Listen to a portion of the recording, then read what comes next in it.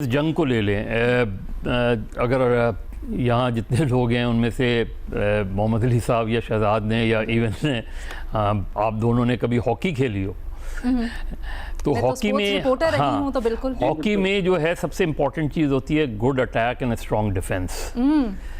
तो पाकिस्तान ने दोनों चीज़ें साबित की।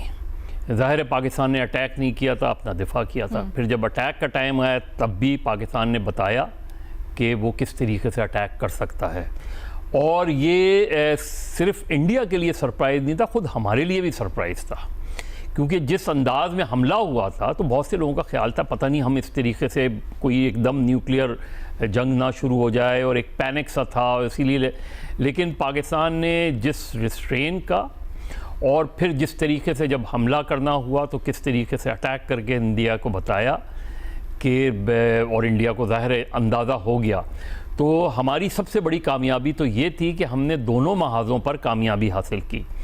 और जो एक परसेप्शन था पाकिस्तान के हवाले से, उस परसेप्शन को जो है ख़त्म करने में भी और काफ़ी हद तक कम करने में भी ये जंग जो है वो बहुत मददगार साबित हुई। और उसका हमें रिज़ल्ट मिला पिछले अगले एक साल के अंदर, कि जब Pakistan also emerge as a strong mediator और पीस मेकर।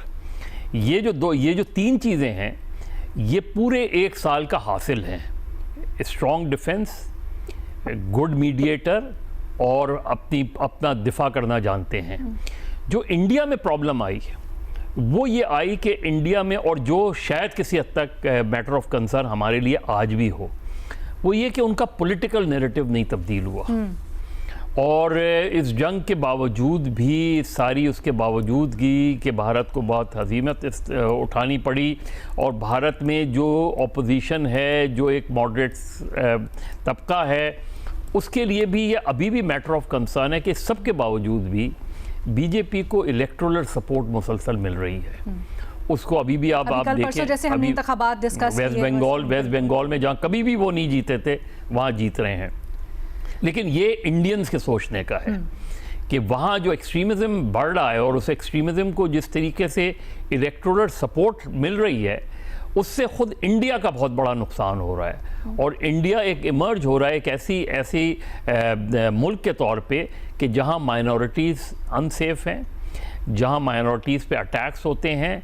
और फिर इंडियंस को ये भी अंदाज़ा हो गया कि इंडिया का जो दावा था कि वो बड़ी स्ट्रॉन्ग जो है वो फोर्स है, उसका भी अंदाज़ा हो गया उन्हें वीज़ा-वी। तो आप इस वक्त एक पोजीशन ऑफ स्ट्रेंथ पर हैं, और जब आप पोजीशन ऑफ स्ट्रेंथ पे होते हैं तो फिर आप कहते हैं कि आएँ, अगर बातचीत करनी है तो फिर बराबरी की बुनियाद पर बात करते हैं और सारे आउटस्टैंडिंग इश्यूज़ को हम एड्रेस करते हैं। ये पाकिस्तान की पोजीशन आज भी है। अब पाकिस्तान ने जो इस वक्त पाकिस्तान के लिए मैटर ऑफ कंसर्न है वो अफ़गानिस्तान है। और अफ़गानिस्तान के, क्योंकि अफ़गानिस्तान के डायनेमिक्स इंडियन डायनेमिक्स से बड़े मुख्तलिफ हैं, चूँकि अफ़गानिस्तान की और जो वहाँ जो रिजीम है उसके कहीं ना कहीं सिंपैथाइज़र्स पाकिस्तान के अंदर पाए जाते हैं, जिसकी वजह से हमने देखा कि पाकिस्तान में इंतहा पसंदी को फ़रोग़ भी मिला। तहरीक तालिबान पाकिस्तान या दाइश जैसी ऑर्गेनाइजेशंस खड़ी भी हुई। अब पाकिस्तान उस महाज पे जो है लड़ रहा है, और दोनों चीज़ों पे। और अफ़गानिस्तान से वही चाहता है कि अफ़गान तालिबान डिसओन करें तहरीक तालिबान पाकिस्तान को, और जो उस क्रॉस बॉर्डर टेररिज्म हो रहा है पाकिस्तान के अंदर उसको ख़त्म किया जाए। तो वो एक ऑनगोइंग प्रोसेस है।